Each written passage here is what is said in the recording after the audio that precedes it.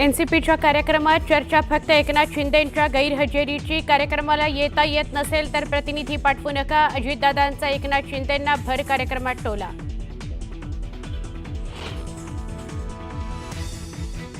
लोकांना वाटतं मी 2 वेळा मुख्यमंत्री झालो, पण मी 3 वेळा झालो।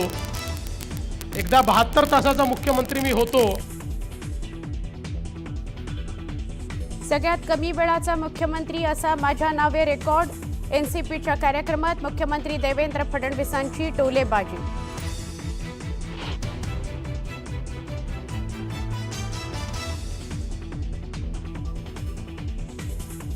मध्य आणि हार्बर मार्गावरील प्रवाशांची आज मेगा ब्लॉकमधून सुटका। नीट परीक्षेच्या पार्श्वभूमीवर रेल्वे प्रशासनाकडून प्रवाशांना दिलासा।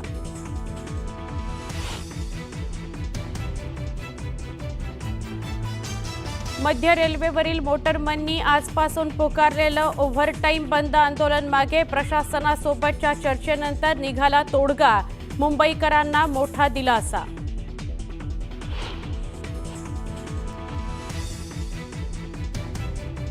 नागपुरामध्ये पेट्रोल पंप चालकांचा डिजिटल पेमेंट न स्वीकारण्याचा निर्णय। 10 मे पासून जिल्ह्यातील कोणत्याच पेट्रोल पंपावर डिजिटल पेमेंट स्वीकारणार नाही, पेट्रोल पंप चालकांचा निर्णय।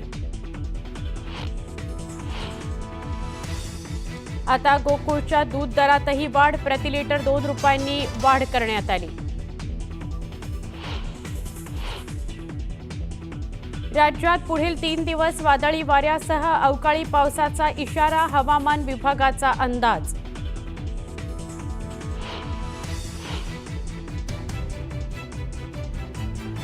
केदारनाथ पाठोपाठ बद्रीनाथ मंदिराचे दरवाजे उघडले। मंदिरावर आणि सिंहद्वारावर फुलांची आकर्षक सजावट।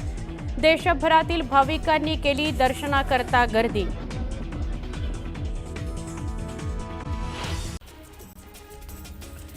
अहिल्यानगर जिल्ह्याच्या काही भागात 3 ते 6 मे दरम्यान विजांच्या कडकडाटासह वादळी वारा आणि हलक्या ते मध्यम स्वरूपाचा पाऊस होण्याची शक्यता हवामान खात्यानं वर्तवली आहे। विजा चमकत असताना किंवा वादळी वारे वाहत असताना झाडाखाली उभं न राहण्याचं आवाहन करण्यात आलंय। मुंबई शहर आणि उपनगरात तुरळक अवकाळी पावसाची शक्यता हवामान विभागानं वर्तवली आहे। शहरामध्ये काल तापमानात तुरळक घट झाली। शुक्रवारपर्यंत शहराचं हवामान ढगाळ राहण्याचा अंदाज आहे। हवामान विभागानं वर्तवलेल्या अवकाळी पावसाचा अंदाज नागपूरकरांसाठी 6 दिवसांसाठी खरा ठरलाय। शहरातील काही भागात गारपीट तर काही भागामध्ये वादळासह जोरदार पावसानं हजेरी लावली। पुणे जिल्ह्याच्या तापमानात 2 अंशांनी घट झाली आहे, तर पुढील 4 दिवसात पावसाचा अंदाज वर्तवण्यात आलाय। त्यामुळे पुणेकरांना उकाड्यापासून काहीसा दिलासा मिळतोय। नागपूरचा विदर्भात वादळी वाऱ्यासह जोरदार पावसानं हजेरी लावली, तर देशात मध्य प्रदेश आणि उत्तर प्रदेशसह 19 राज्यांमध्ये वादळी वाऱ्याचा इशारा देण्यात आलाय। हरभऱ्याला सद्यस्थितीत हमीभावापेक्षा समाधानकारक दर मिळतोय। काल हरभऱ्याची 17,000 क्विंटलची आवक झाली। जळगाव बाजारात लाल हरभऱ्याला सर्वाधिक असा 9,000 रुपयांचा क्विंटलचा दर मिळाला। राज्यातील बाजार समितीमध्ये गव्हाची 7,356 क्विंटल आवक झाली। त्याला सर्वसाधारण दर हा 2,703 रुपये प्रति क्विंटल मिळाला। राज्यातील कांदा बाजारात 1,27,000 क्विंटल कांद्याची आवक झाली। यात उन्हाळ कांद्याची नाशिक जिल्ह्यात 71,000 क्विंटल तर सोलापूर बाजारात लाल कांद्याची 19,000 क्विंटल आवक झाली। राज्यातील बाजार समितीमध्ये तुरीची 19,345 क्विंटल आवक झाली। त्याला सर्वसाधारण दर हा 6,695 रुपये प्रति क्विंटल मिळाला। केंद्र आणि राज्य पुरस्कृत योजनांचा लाभ नेमक्या किती आदिवासी लाभार्थ्यांपर्यंत पोहोचतोय याचा आढावा घेण्यासाठी आदिवासी पाड्यांचं सर्वेक्षण करण्यात येणार आहे। याचा अहवाल 30 मे 2025 पर्यंत सादर करण्याचे निर्देश आदिवासी विकास मंत्री डॉक्टर अशोक उईक यांनी शुक्रवारी दिले। वाडा तालुक्यातील अनेक गावपाड्यात पाणी टंचाईचा प्रश्न दरवर्षीच निर्माण होतो। काही गावात टाक्या उभारलेल्या आहेत, नळ जोडण्या सुद्धा दिल्या आहेत, मात्र या नळांना पाणी येत नसल्यामुळे नागरिकांना टँकरची वाट बघावी लागते। अनेकांना सध्या तालुक्यातील 14 गावपाड्यामध्ये तीव्र पाणी टंचाई असल्यामुळे टँकरनं पाणी पुरवठा केला जातोय। महाबळेश्वरमध्ये 3 दिवसीय पर्यटन महोत्सवाचं आयोजन करण्यात आलं। यावेळी मंत्री शंभूराज देसाई यांच्या उपस्थितीत शोभायात्रा काढण्यात आली। मोठ्या संख्येनं पर्यटकांनी हजेरी लावली। गडकिल्ले अतिक्रमण मुक्त करण्याच्या मोहिमेअंतर्गत किल्ले रायगडावरील 24 घरं आणि 56 दुकान मालकांना अतिक्रमण हटवण्याच्या नोटिसा बजावलेल्या आहेत। 30 मे पर्यंत रहिवाशांनी ही घरं रिकामी करण्याचे आदेश वन विभागाने दिलेत। डिजिटल इंडियाला प्रोत्साहन देण्यासाठी ऑनलाईन व्यवहारांवरती भर दिला जातो. मात्र असं असताना दुसरीकडे नागपूर जिल्ह्यातील पेट्रोल पंप चालकांनी डिजिटल पेमेंट न स्वीकारण्याचा निर्णय घेतलाय. 10 मे पासून जिल्ह्यातील कोणत्याच पेट्रोल पंपावरती डिजिटल पेमेंट स्वीकारलं जाणार नाही. मुंबईत प्रवास करणाऱ्या लाखो रेल्वे प्रवाशांसाठी आणि विशेषतः नीट परीक्षेला सामोरं जाणाऱ्या विद्यार्थ्यांसाठी आनंदाची बातमी. परीक्षा आज असल्यामुळे आज मध्य आणि हार्बर मार्गावरती मेगा ब्लॉक नाही. मध्य रेल्वेवरील मोटरमननी आजपासून पुकारलेलं ओव्हरटाईम बंद आंदोलन मागे घेतलंय. त्यामुळे मुंबईकरांना मोठा दिलासा मिळालाय. रेल्वे प्रशासन आणि संघटनात झालेल्या बैठकीनंतर मोटरमनच्या मागण्या मान्य करत तोडगा काढण्यात आलाय. यामध्ये मोटरमनच्या केबिनमध्ये बसवण्यात येणाऱ्या सीसीटीव्हीचा वापर शिस्तभंग आणि दोषारोपाच्या पुराव्यासाठी केला जाणार नसल्याची ग्वाही प्रशासनाने दिली. पुणे महापालिकेनं यंदा मिळकत कराची बिलं 1 मे पासून पाठवायला सुरुवात केली असली तरी शहरातील 13,590 मालमत्ताधारकांनी एप्रिल महिन्यात कर भरला असून त्यांच्याकडनं 49 कोटी 6 लाख रुपयांची रक्कम महापालिकेच्या तिजोरीत जमा झाली आहे. नवी मुंबई हे महावितरणला राज्यात सर्वाधिक महसूल मिळवून देणारं शहर बनलं. असं असताना सुद्धा या ठिकाणी सर्वसामान्य नागरिकांना वीज बिल भरून देखील वीज पुरवठा खंडित होण्याच्या प्रकारांना सामोरं जावं लागतंय. समृद्धी महामार्गाच्या इगतपुरी ते ठाण्यातील आमने या शेवटच्या टप्प्याचं काम पूर्ण झालंय. मात्र अद्यापही वाहतुकीसाठी मुहूर्त मिळालेला नाही. दरम्यान महामार्ग कधी सुरू होणार याची वाहनधारकांना प्रतीक्षा आहे. मुंबईत जागतिक दर्जाच्या स्टुडिओची इकोसिस्टम तयार करण्यात येणार आहे. यासाठी मुख्यमंत्री देवेंद्र फडणवीसांच्या उपस्थितीत प्राईम फोकस सोबत 3,000 कोटी रुपयांचा सामंजस्य करार करण्यात आलाय. मुंबईत बुलेट ट्रेनच्या कामाला वेग आलाय. बीकेसीतील स्टेशनसाठीच्या खोदकामाचं 76% काम पूर्ण झालंय. यावेळी रेल्वेमंत्री अश्विनी वैष्णव यांनी कामाची पाहणी केली.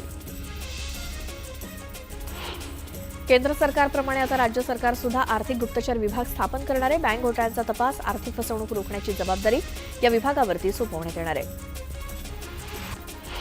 कांजूरमार्ग इथलं डम्पिंग ग्राउंड बंद करण्याचे आदेश उच्च न्यायालयाने दिल्यामुळे मुंबई महापालिकेचे धाबे दणाणले. पालिकेकडे सध्या कचरा टाकण्यासाठी एकही पर्यायी जागा नाही. अशातच नव्या जागेचा शोध घेऊन तिथे डम्पिंग ग्राउंड सुरू करण्यासाठी किमान 2 वर्ष लागतील असं सांगितलं जात आहे. मुंबई महापालिकेसमोर आता डम्पिंग ग्राउंडचा प्रश्न निर्माण झालाय. 3 डम्पिंग ग्राउंड बंद पडली आहेत. एक बंद पडण्याच्या मार्गावरती आहे. 5वं कांजूर डम्पिंग ग्राउंड हायकोर्टानं बंद करण्यास सांगितलंय. त्यामुळे आता शहरातला कचरा कुठे नेऊन टाकायचा असा प्रश्न पालिकेसमोर उभा ठाकलाय. पहलगाम येथील हल्ल्यानंतर पाकिस्ताननं भारतीय विमानांना हवाई सीमा बंद केल्या. त्यामुळे आता विमानांना अन्य मार्गाने प्रवास करावा लागणार आहे. ही परिस्थिती वर्षभर कायम राहिली तर कंपनीला किमान 500 कोटी रुपयांचा तोटा होणार असल्याचा अंदाज एअर इंडिया कंपनीनं व्यक्त केलाय. नवी मुंबई आंतरराष्ट्रीय विमानतळाजवळ प्राण्यांची बेकायदेशीरपणे उघड्यावरती कत्तल होते. त्यामुळे पक्ष्यांची मोठ्या प्रमाणात संख्या वाढून ते विमानांना धडकण्याची शक्यता आहे. अशातच डीजीसीएनं विमानतळ संचालकांना उल्वे आणि विमानतळ परिसरातील कत्तलखाने आणि मांस विक्रेते यांना उघड्यावरील कत्तल बंद करण्यास सांगण्यात आलंय. वांद्रे, देवनार आणि दिंडोशीतील डेपोचा विकास बेस्ट प्रशासन करणार आहे. यासाठी राज्य सरकारनं हिरवा कंदील दिलाय.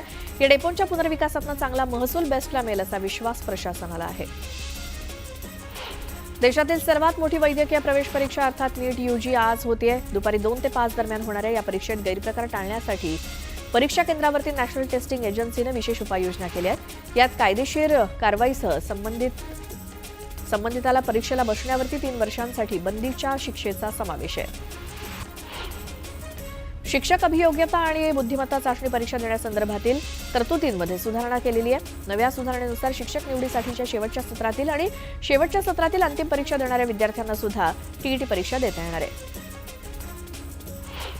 शिक्षक भरतीच्या दुसऱ्या पात्र उमेदवारांना प्राधान्यक्रम नोंदवण्यासाठी आणखी एक संधी मिळणार आहे. त्यामुळे भरती प्रक्रियेत सहभागी होऊ न शकलेल्या उमेदवारांना पुढच्या आठवड्यात प्राधान्यक्रम तयार करण्याची सुविधा खुली होणार आहे. राष्ट्रीय शिक्षण धोरण 2020च्या अनुषंगानं विद्यापीठ अनुदान आयोगानं विद्यापीठ आणि महाविद्यालयांना अभ्यासक्रमामध्ये सुधारणा करण्याच्या सूचना केल्या. त्यामुळे नवकल्पना आणि तंत्रज्ञानातील प्रगती सतत विकसित होत असून या गतीशी सुसंगत अभ्यासक्रम असणं अत्यावश्यक आहे. त्यामुळे त्या दृष्टीनं सुधारणा कराव्यात असं यूजीसीनं म्हटलंय. मालवणीमध्ये एका कारखान्याला आग लागल्याची घटना घडली. अग्निशमन दलाच्या मदतीनं आगीवरती नियंत्रण मिळवण्यात यश आलंय. सुदैवाने यात कोणतीही जीवितहानी झाली नाही. पहलगाममधील दहशतवादी हल्ल्याचा तपास एनआयएनं हाती घेतलाय. यावेळी हल्ल्यादरम्यान हुआवेई सॅटेलाइट फोन पहलगाम परिसरामध्ये वापरल्याचं सुरक्षा यंत्रणांच्या तपासात समोर आलंय. हुआवेई ही एक चीनी कंपनी असून हिंदुस्थानात या फोनला बंदी आहे. त्यामुळे या हल्ल्याचं चीन कनेक्शन असल्याचा संशय देखील व्यक्त होतोय. पहलगाममधील दहशतवादी हल्ल्यानंतर भारत आणि पाकिस्तान यांच्यात संघर्ष सुरू आहे. भारतानं पाकिस्तान विरोधात कठोर पावलं उचलली आहेत. त्यात आता जहाजांवरती सुद्धा बंदी घालण्यात आली आहे. त्यामुळे भारतानं पाकिस्तानची मोठी कोंडी केली आहे. पहलगाम दहशतवादी हल्ल्यानंतर भारत आणि पाकिस्तान यांच्यातील तणाव शिगेला पोहोचला. यातच सीमा सुरक्षा दलाच्या जवानांनी राजस्थानातील भारत पाकिस्तान आंतरराष्ट्रीय सीमेवरनं एका पाकिस्तानी रेंजरला ताब्यात घेतलंय. राष्ट्रवादी काँग्रेसनं गौरवशाली महाराष्ट्र महोत्सव या कार्यक्रमाचं आयोजन केलं होतं. यामध्ये राज्यातील माजी मुख्यमंत्र्यांच्या सत्काराचं आयोजन केलं होतं. मात्र माजी मुख्यमंत्री एकनाथ शिंदेंनी या कार्यक्रमाला गैरहजेरी लावली. एकीकडे मुंबईत सत्कार सोहळा होत असताना दुसरीकडे शिंदेंनी मात्र दरे गावातल्या एका कार्यक्रमाला उपस्थित राहणं पसंत केलं. राष्ट्रवादी काँग्रेसच्या गौरवशाली महाराष्ट्र या कार्यक्रमामध्ये मुख्यमंत्री देवेंद्र फडणवीसांनी मिश्किल टोलेबाजी केली. माझ्या नावे सर्वात कमी वेळाचा मुख्यमंत्री असा रेकॉर्ड आहे. तसंच अजित पवारांच्या नावे सर्वात कमी वेळाचा उपमुख्यमंत्री असा रेकॉर्ड आहे असं फडणवीस म्हणाले. गौरवशाली महाराष्ट्र महोत्सव या राष्ट्रवादीच्या कार्यक्रमाला एकनाथ शिंदे अनुपस्थित असल्याची खंत उपमुख्यमंत्री अजित पवारांनी व्यक्त केली. एकनाथ शिंदेंना मी सांगणार आहे, येता येत नसेल तर किमान प्रतिनिधी पाठवू नका. हा 13 कोटी जनतेच्या मुख्यमंत्र्यांचा सन्मान आहे असं अजित पवार म्हणाले.